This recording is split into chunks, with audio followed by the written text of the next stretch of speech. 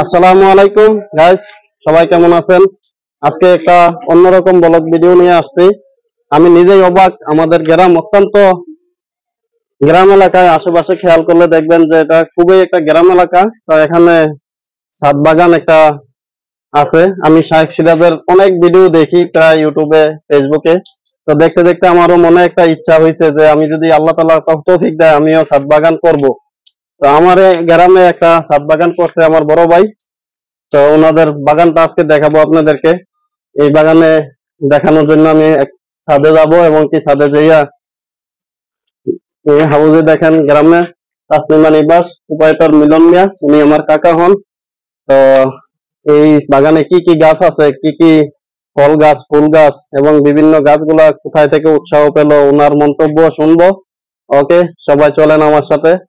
আমি এখন চলে আসছি ছাদে, আপনাদেরকে দেখাবো এবং ভাইকে কিছু প্রশ্ন করব যে উনি কোথায় থেকে আগ্রহটা আসলো। তো আসসালামু আলাইকুম ভাই। ওয়ালাইকুম আসসালাম। কেমন আছেন? ভাই আছি আলহামদুলিল্লাহ, আপনি ভালো আছেন? আছি আলহামদুলিল্লাহ, ভালো। জি। আপনার ছাদ বাগান দেখার জন্য আসছি। জি। আসলে গ্রাম এলাকাতে তো তেমন ছাদ বাগান করে না মানুষ, কারণ জমিনেতেই করে সবাই। আর বিশেষ করে আমি শাইখ সিরাজের অনেক অনুষ্ঠান দেখি, ওনার দেখার থেকে আমি নিজেই মনে করলাম যে উনি তো সব এলাকায় যাইয়া পৌঁছানো সম্ভব না। আমি আমার ভাবে আমার গ্রামের যেটা আছে এটা একটু তুইলা ধরবো। তো আপনি কোথায় থেকে মানে প্রথম আগ্রহ হইলো যে ছাদের মধ্যে করতে হইব? এটা কি আপনার ব্যক্তিগত ইচ্ছা না কোথাও থেকে দেখা হয়েছে? প্রথমত আপনাকে ধন্যবাদ।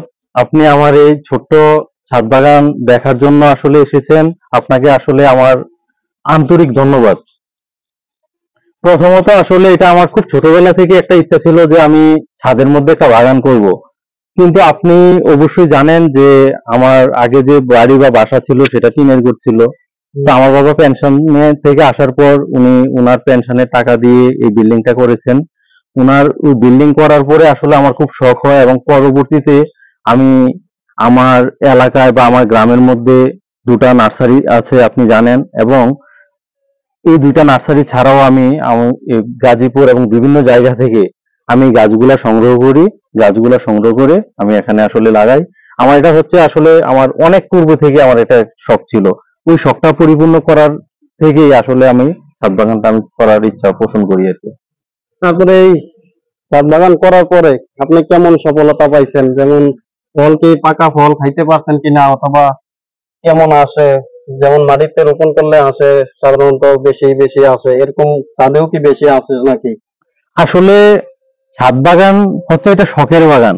আপনি যদি একটা নিজে গাছ লাগিয়ে একটা ফল মানে ধরার পর আপনি খান, মানে সেটার যে তৃপ্তি, সেই তৃপ্তিটা কিন্তু আপনি অন্য বাজারের কিনা ফল থেকে পাবেন না। আর আপনি জানেন আমাদের বাজারের মধ্যে যে ফলগুলা পাওয়া যায় সেগুলো আসলে ফরমালিন বা বিভিন্ন রাসায়নিক কেমিক্যালে সয়লাভ। কিন্তু আমাদের এই যে ছাদ বাগানে এখানে কোনো রাসায়নিক সার আমরা প্রয়োগ করি না। আমাদের এই গাছগুলা রোপণ করার জন্য সম্পূর্ণ অর্গানিক এবং প্রাকৃতিক যে মেডিসিন, ওই মেডিসিনই ব্যবহার করা হয়।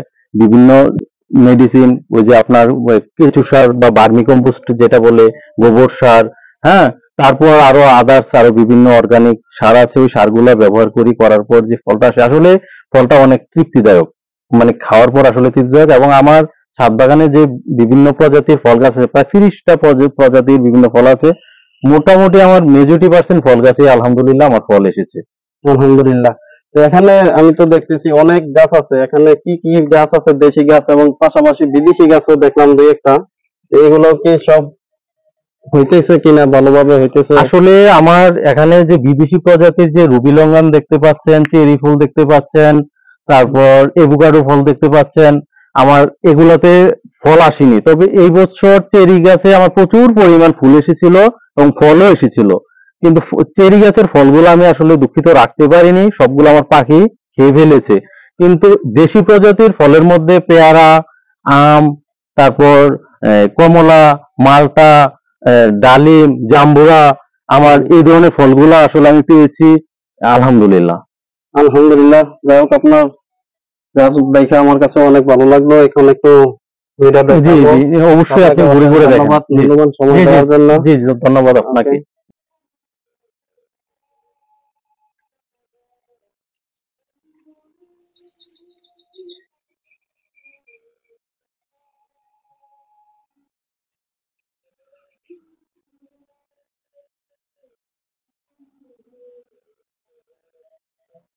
এটা হচ্ছে